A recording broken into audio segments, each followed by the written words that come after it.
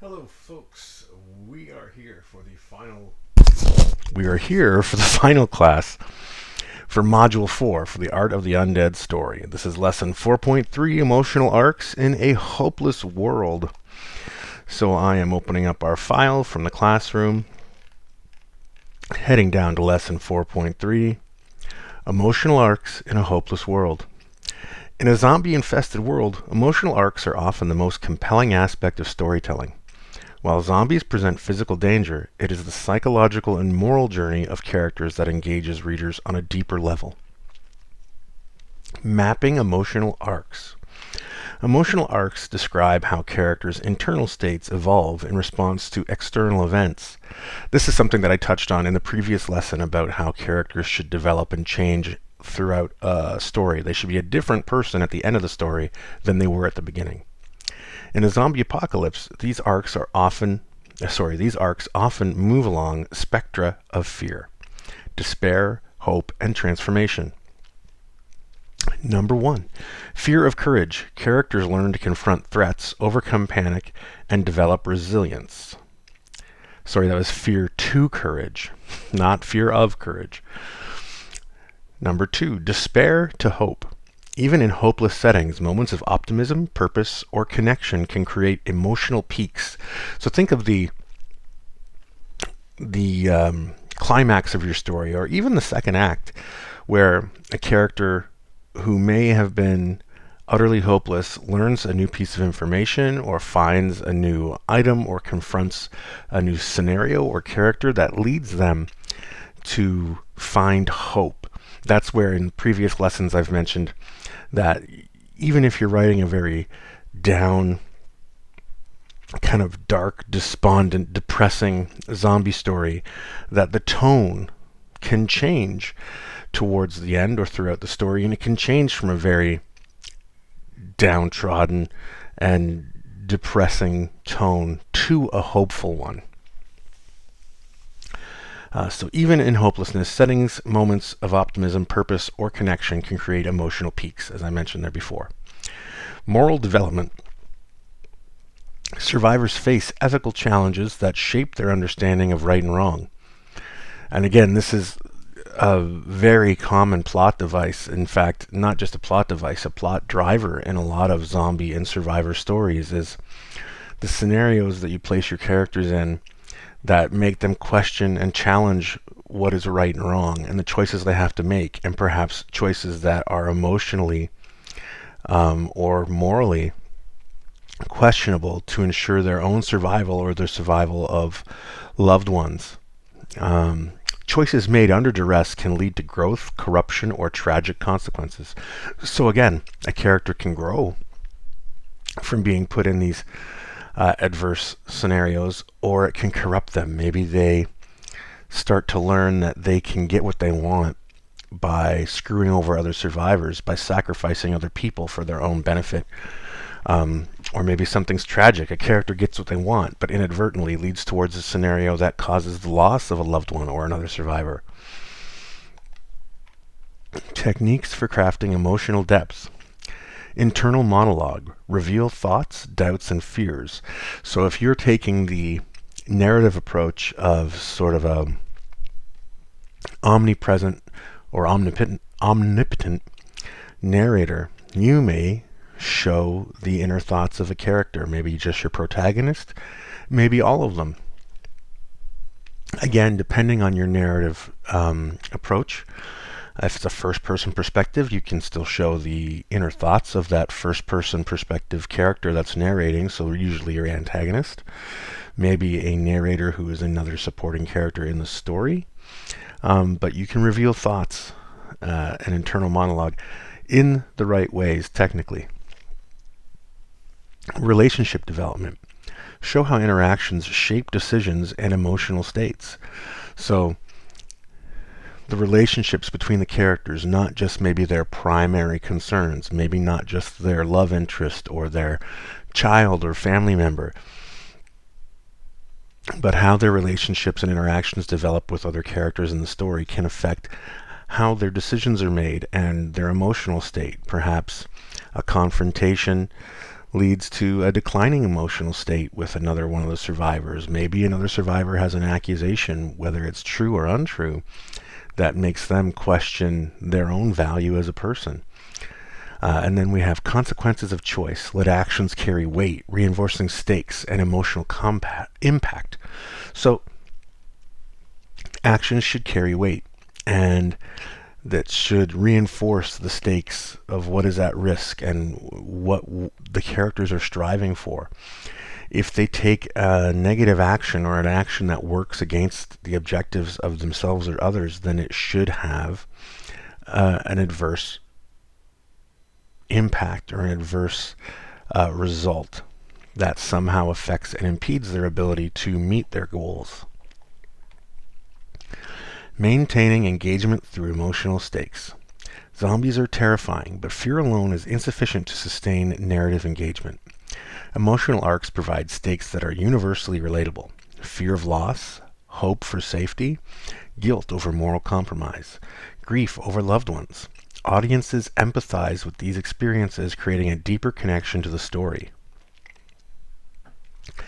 Transformation and resilience. The most memorable characters undergo transformation. This may involve gaining courage or leadership skills, confronting ethical compromises and evolving morally, developing psychological resilience, or alternatively, succumbing to despair. By mapping these arcs, writers ensure that the apocalypse is not only a backdrop for horror, but a crucible for human growth and tragedy. So again, we're looking at how has your character changed? Did they gain courage or leadership skills? Did they become a leader that they didn't start out being? Have they evolved morally? Have they learned that maybe their altruistic beliefs weren't realistic in the scenario they lived in? Did they compromise their ethics? Did they sacrifice someone for their own well-being? And how do they deal with that, and do they struggle with it? Do they perhaps learn to accept another character's point of view for the sake of the survival of the group? Developing psychological resilience, again, or succumbing to fear, or to despair, I should say. Do they see so much loss they become a hopelessly despondent character? Do they become resilient and use that loss to strengthen themselves and their need for survival? Integrating lessons. Creating a cohesive character ecosystem. A compelling zombies narrative requires characters who feel alive, even amidst death. By combining the principles of creating relatable survivors, designing villains, victims, and moral voices, and crafting emotional arcs, writers can produce a cohesive ecosystem of characters that enhances both tension and thematic depth. Key considerations include consistency. Characters' behavior should align with established personalities, moral codes, and backstories. So, I want to emphasize on that point that doesn't mean that your character doesn't change. You're going to have these character sketches laid out for all of the characters in your story, and you're going to have those to fall back on. So you're going to know what their personality, their moral code, and their backstory is before the reader does. You're going to know more than the reader ever does. However, consistency doesn't mean that you can't have characters change and learn over time and evolve. It doesn't mean that they can't change their moral code. It doesn't mean that their backstory sets in stone their future response to every situation in spite of new scenarios that may affect their outlook. So it's something there to fall back on. It's a scaffolding, but it's not a marble statue, if that is an analogy that works. Consistency, yes, but carved in stone, no. Conflict. Tension arises not just from zombies, but from human interactions, ethical dilemmas, and emotional stakes. So again, your conflict doesn't come from the zombies wanting to eat characters. The conflict often comes from whose interests are being served, how they approach the zombies or approach the survival of this zombie environment, and the ethical dilemmas you put your characters into. Do all of your characters have the same interests beyond survival? Do they believe that staying together as a group where they are at is the best mode of survival? Or do they believe that going to another location is the best chance for future ongoing survival? And if so, why? And if they don't all agree on that, how does that create conflict within the group? Transformation. This goes back to the consistency point and that I elaborated on earlier.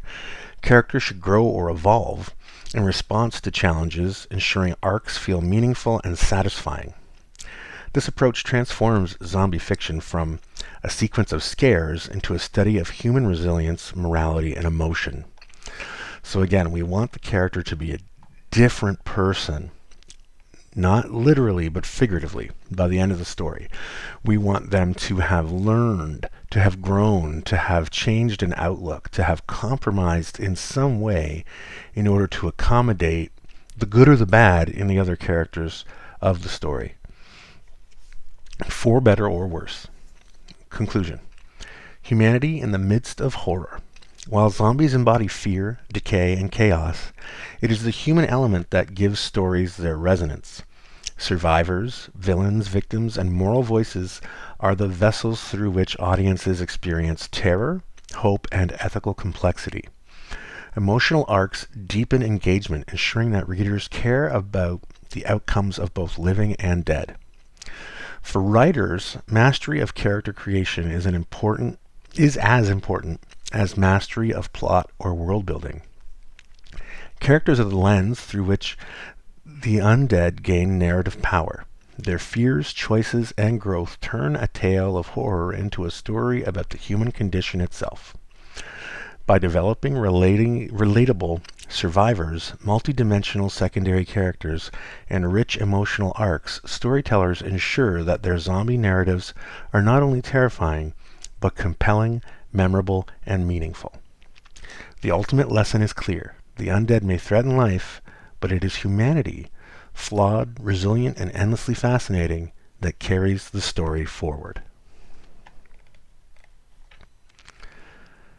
And if we jump back to our character sketch worksheet, we're going to pick up, sorry, I believe we were on point 5. So when you're filling out your character sketches or your sketch worksheet, roll in the story, character type, protagonist, antagonist, or morally ambiguous. So are they a good guy? Are they a bad guy? To simplify things a bit. Or are they questionable? Where do their loyalties lie? And do we know where their loyalties lie? Purpose in the narrative. How does the character drive plot, theme, or conflict? If the character doesn't do any of those things, it may not be a character that's necessary for the story. Yes, we want supporting characters. Yes, we want a secondary cast. But they need to play a role, or else there's no reason to show them in a scene at all. So what is it that they're helping to do? Are they helping the character think through a situation? Are they helping them consider a different outlook or opinion? How do they help drive that plot or that conflict? Defining moments for point 3. List 2 to 3 potential scenes where your character's traits, choices, or growth are central to the story. So this is where you don't have to write your story out linearly.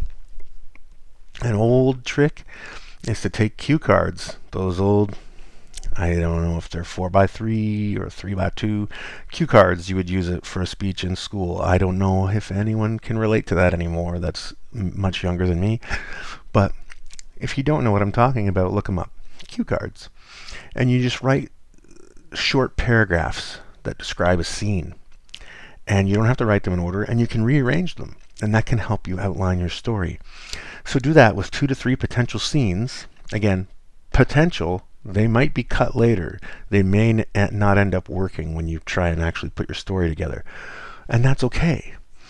But for now, 2 to 3 potential scenes where your character's traits, choices, or growths are central to the story, that show a character evolving or experiencing something, or that highlights a trait of that character.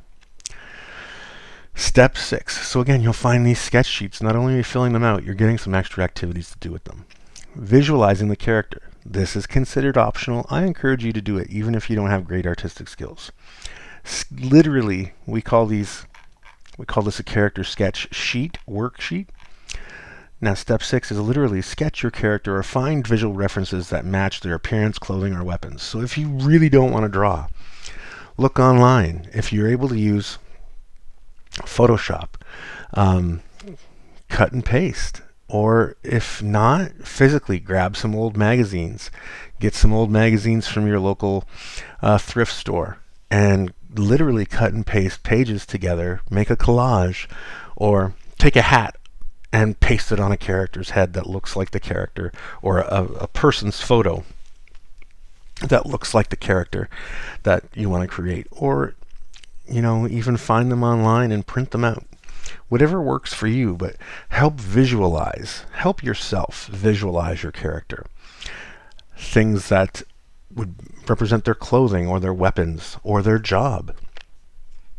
And kind of create your own character sketch in whatever way that works for you. It may not be with a pencil and an eraser and paper, but whatever works for you, do that, and it will help solidify those characters in your head, and surprisingly, it will make it easier to write those characters. Even though it's not an activity that involves writing, it really will. It helps your mind formulate and make things feel more real. Consider how their appearance reflects their personality, experiences, and the world they inhabit. So if the character is an angry person or a negative person, see if you can find reference photography or images of a person that doesn't look happy, that looks like the character that you're creating. Try all these things. You've got time. There's no deadline. This is a voluntary course that you take in your own time. So take the time to invest and do this properly so that you get the best results at the end. Step 7, reflection questions. So I want you to think about these questions and answer them for yourself. And you can even share these answers online in the community and ask for input or get responses from other members. Feel free to do so. Step 7, reflection questions. Does your character feel realistic and relatable to readers?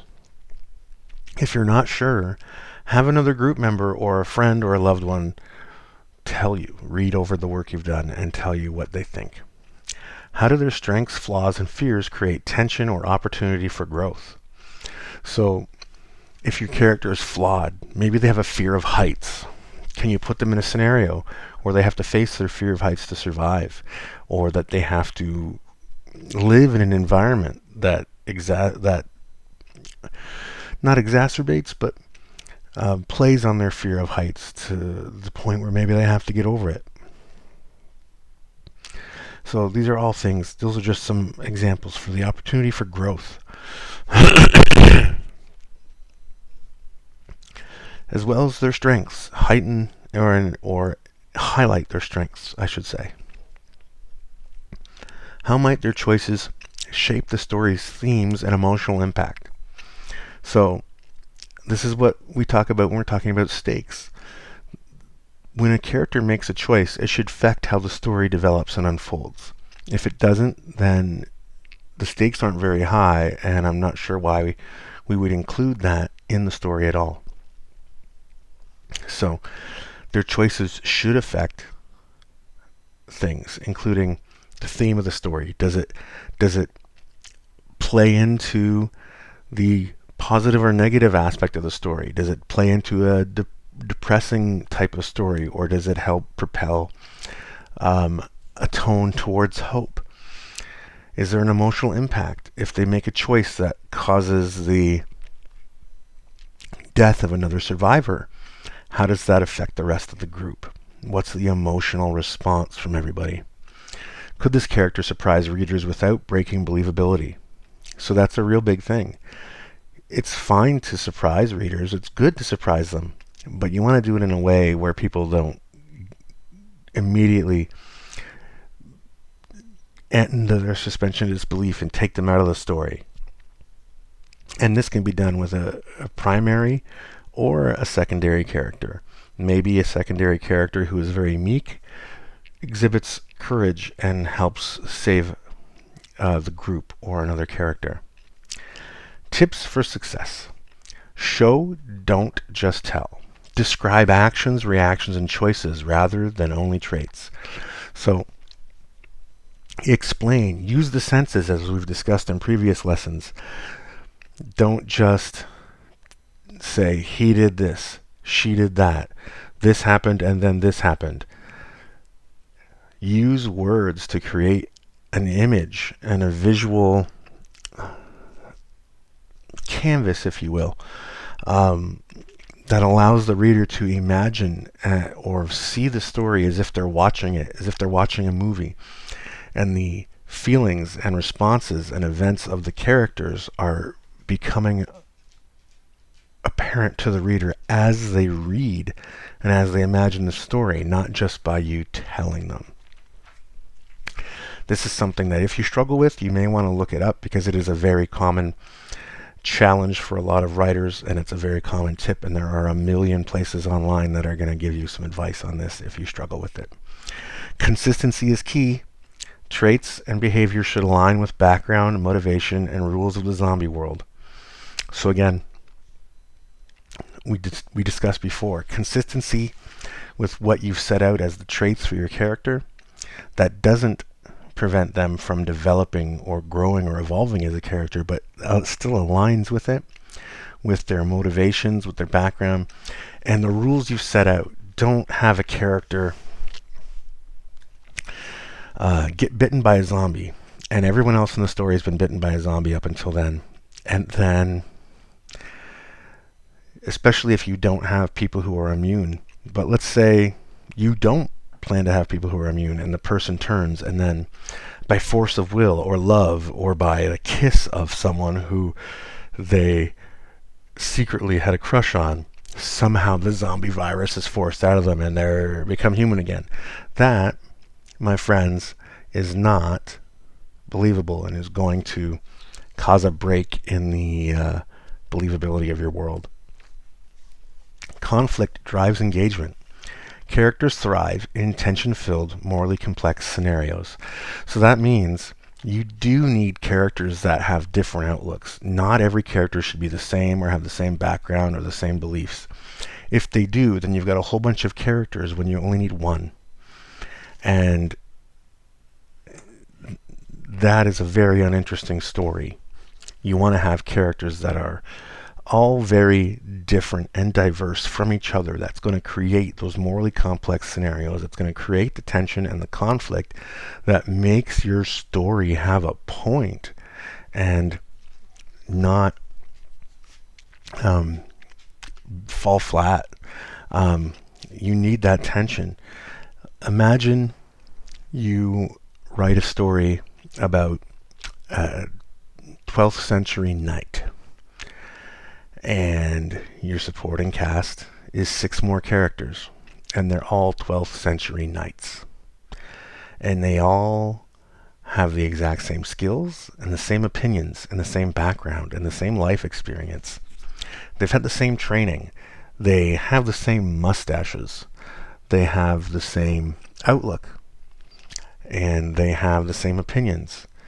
Well, following those 6 people is going to get real boring, and it's not going to support a novel-length story at all.